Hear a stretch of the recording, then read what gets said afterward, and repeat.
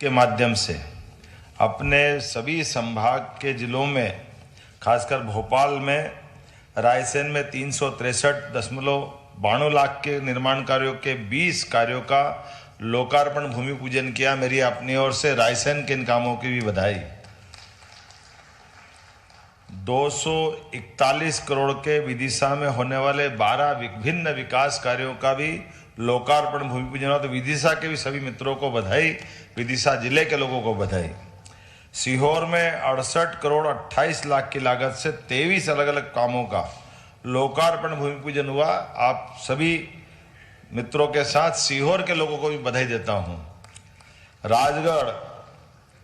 राजगढ़ में 67 करोड़ 92 लाख की लागत से कुल 10 विभिन्न प्रकार के विकास कार्यों का लोकार्पण भूमि पूजन हुआ। मैं राजगढ़ के लोगों को भी बधाई देना चाहूँगा। और भोपाल के 17 करोड़ 55 लाख मिला करके, जिनके 6 काम अलग अलग प्रकार के हैं, कुल 757.29 करोड़ के 70 कार्यों का लोकार्पण भूमि पूजन हुआ। एक बार पूरे संभाग के लिए मेरी अपनी ओर से बधाई, अभिनंदन। मित्रों, जैसा कि आपकी सबकी जानकारी है, आज का दिन एक सरकार के एक कार्यकाल के 1 वर्ष का पूरा होने वाला दिन है। और उसी के साथ साथ हमने इस आयोजन को 2 तरह से बनाया है। एक जन कल्याण के पर्व का पखवाड़ा जो 11 दिसंबर से लेकर 26 दिसंबर तक चलने वाला है, और एक 11 दिसंबर से 26 जनवरी तक जो हमारी विभिन्न जनहितैषी योजनाएं, उन योजनाओं के बलबूते पर हर वार्ड, हर गली मोहल्ले, 55 ही जिलों में, पूरे प्रदेश के नीचे तक, गांव-गांव, गली-गली, मोहल्ले-मोहल्ले, फालिया, जहां भी कोई निवासी है मध्य प्रदेश का, उसके घर के अंदर कोई विकास की दरकार है, वो हितग्राही हमारा है, उसको जरूर जोड़ करके हमने इस योजनाओं का लाभ दिलाने के लिए बड़े पैमाने पर सघन अभियान चलाया। मेरी अपनी ओर से सरकार के सभी लोगों को बधाई देना चाहता हूं, सभी जनप्रतिनिधियों को बधाई देना चाहता हूं, जिसके भरोसे से ये समूचा पखवाड़ा हमारा एक नया प्रकार का आकार लेगा। वो जब मैं भोपाल के निर्माण कार्यों के लोकार्पण की बात कर रहा हूं, उसके पहले हम अपने एक बाघ अभयारण्य का यहां लोकार्पण करके आए। मेरी अपनी ओर से बहुत बधाई। आप कितना अच्छा लगता है भोपाल के लोगों को, लोग जितने सुनते हैं वो रहस्य, रोमांच और सुनकर के रोंगटे खड़े हो जाते हैं। हम कहते हैं आओ भोपाल में, हमारे भोपाल के लोगों का जीवन शैली, उसका आनंद भी लो। लेकिन कई सड़क भोपाल की ऐसी है जहां दिन में मनुष्य चलते, रात में बाघ चलते हैं। ये दुनिया में कहीं नहीं होता, हमारे अपने भोपाल में होता है। सह-अस्तित्व की भावना का ये जो अनुपम उदाहरण है, ये वाकई अनूठा भी है, थोड़ा अलग हटके भी है। और केवल भोपाल में यही नहीं है, बाघ अभयारण्य की बात करें, राजा भोज का वो भोज मंदिर, जिसके बलबूते पर दुनिया के अंदर सबसे बड़ा शिवलिंग, वो आनंद के साथ हमारी गौरवशाली सांस्कृतिक विरासत की धरोहर है। मैं बधाई देना चाहूंगा और उम्मीद करेंगे हमारे सुरेंद्र पटवाजी वहां के विधायक हैं, और हमारा सारा मंच मिलकर के हमारे भोजपुर के उस स्थान के लिए भी कोई अलग से योजना बना करके उसको पर्याप्त रूप से समाज और दुनिया के सामने लाने की जरूरत है। मुझे इस बात का आनंद है, उस पर हम काम कर रहे हैं। और जब भोपाल के विकास कार्यों की सुविधा की सौगात की बात कर रहे हैं, तो भोपाल समग्र रूप से बड़ी संभावना वाला स्थान है। इसलिए हमारी सरकार बनने के बाद हमने कहा भोपाल की राजधानी केवल भोपाल की नहीं है, भोपाल की राजधानी देश का दिल है। इसलिए इसका जो आनंद है, इसके लिए जो जो हो सकता है वो सब कुछ करने के लिए तैयार है। मेरी अपनी ओर से भोपाल के लिए वाकई में अभी हमने कहा कि अगर राजधानी का विभिन्न मार्ग हैं, उन मार्गों से प्रवेश होकर यहाँ आते हैं, तो प्रत्येक प्रवेश मार्ग को गौरवशाली अतीत से जोड़ने की जरूरत भी है। मध्य प्रदेश का गौरवशाली इतिहास सम्राट विक्रमादित्य से जोड़ता है, और विक्रमादित्य मध्य प्रदेश से निकल करके देश और दुनिया में अपनी साख बनाते, धाक बनाते हैं। एक द्वार विक्रमादित्य के नाम पे बनाया जाएगा। एक द्वार राजा भोज, जिनकी अनूठी, उनकी विद्वत्ता की अलग अलग प्रकार की पुस्तकें भी है। बहुत कम राजा हैं, विक्रमादित्य के बाद राजा भोज, दोनों के बीच 1000 साल का अंतर है। लेकिन 1000 साल पहले अर्थात आज से 1000 साल पहले कोई कैसा व्यक्तित्व होगा जिसकी अपनी विद्वत्ता के लिए, ज्ञान के लिए, विज्ञान के लिए उस काल में भी उन्होंने अपनी पुस्तक में आयुर्वेद, शस्त्र, शास्त्र, साहित्य, सभी प्रकार की औषधियां, कोई चीज छोड़ी है क्या? सारे क्षेत्रों में समान रूप से जो उनका अपना व्यक्तित्व था, वाकई अद्भुत था। और एक साथ राजा भोज ने 2 बड़े बड़े युद्धों को जीता है।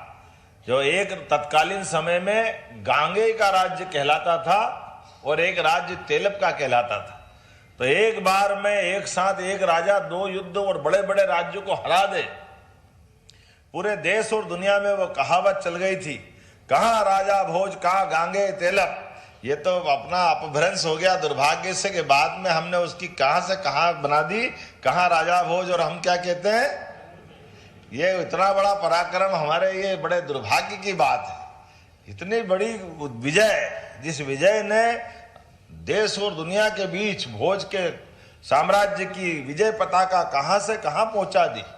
और कौन सा काम छोड़ा भोज ने। भोज के बारे में कहा जाता था कि वो अपने कवियों को हर साल कवि सम्मेलन बुला करके कवियों की धारा, संस्कृति से जुड़े, साहित्य से जुड़े, उत्कृष्ट हो, उम्दा हो, बेहतर से बेहतर हो, तो पुरस्कार देते थे। तो विश्वास जी पुरस्कार कैसे देते थे? कविता की एक पंक्ति के एक एक शब्द पे एक एक सोने की ईंट भेंट करते थे। ये क्या दान करने का और क्या पुरस्कार देने का जमाना होगा। अगर अच्छी पंक्तियां हैं और अच्छी पंक्तियों में शब्द है तो उनके उदाहरण है कि गाड़ी भर करके सोने की ईंट दान कर दी। ये हमारा विक्रमादित्य के बाद राजा भोज का इतना उत्कृष्ट काल था।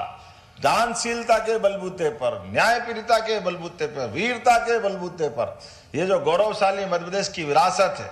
और ये भोपाल का तालाब तो आज भी आधुनिक समय में निर्माण की कला के लिए, खासकर बांधों के लिए, पानी के संरक्षण के लिए अद्भुत है। हमारे सारे अभी आधुनिक समय के इंजीनियर के बनाए बांधों के लिए ये रिसर्च स्टडी का एक बड़ा केस है। कैसे इतना पानी का संग्रह हो जाए और नगर का कोई बाल बाका नहीं हो। पानी का डिस्चार्ज एक बहुत छोटी सी राशि से जाता है।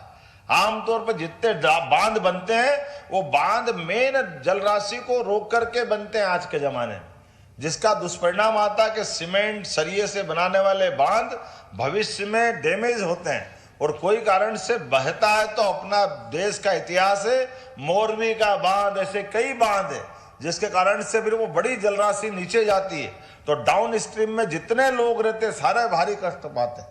लेकिन ये कितनी अच्छी तकनीक है, खर्चा कम, काम ज्यादा और भविष्य के नुकसान की तो संभावना ही नहीं।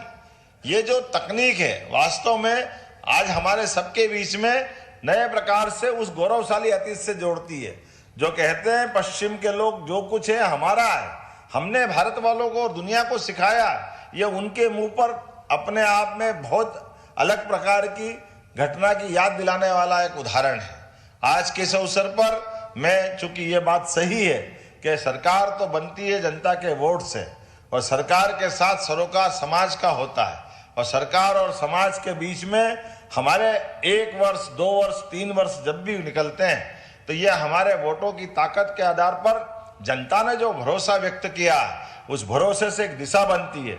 मुझे इस बात की प्रसन्नता है कि हमारी सरकार ने बनने के बाद यशस्वी प्रधानमंत्री के नेतृत्व में देश और दुनिया के बीच में जो भारत का मान बढ़ रहा, सम्मान बढ़ रहा है, उस गौरवशाली वर्तमान के काल में मध्य प्रदेश भी कदम से कदम मिलके चलने का प्रयास कर रहा है। इस बात की मैं बधाई मोदी जी के माध्यम से आपको भी दे रहा हूं। जब दुनिया के नक्शे पे हम देखते हैं, दुनिया के नक्शे पे वर्तमान के हालात में चारों तरफ अलग प्रकार का वातावरण है। ऐसे 200 से ज्यादा देशों में एकमात्र दुनिया का सबसे युवा और बड़ा देश, जो सबसे बड़ा गणतांत्रिक देश भी है, जिनने अपने वोट से, अपनी जनता की चुनी हुई ताकत के भरोसे से, दुनिया के अंदर अपनी राज सत्ता के भरोसे से भारत का मान सम्मान बढ़ाया। ऐसे समय में हमारी अच्छाई भी हम बांटें, लेकिन अपने कौशल से, कला से, ज्ञान से, अपने गौरवशाली अतीत से, सनातन संस्कृति से सबसे अच्छी बातों की सीख लेते हुए हम लगातार आगे बढ़ते रहेंगे। इस संकल्प के साथ मैं पुनः आप सबको बधाई देता हूं। बहुत बहुत धन्यवाद। भारत माता की जय।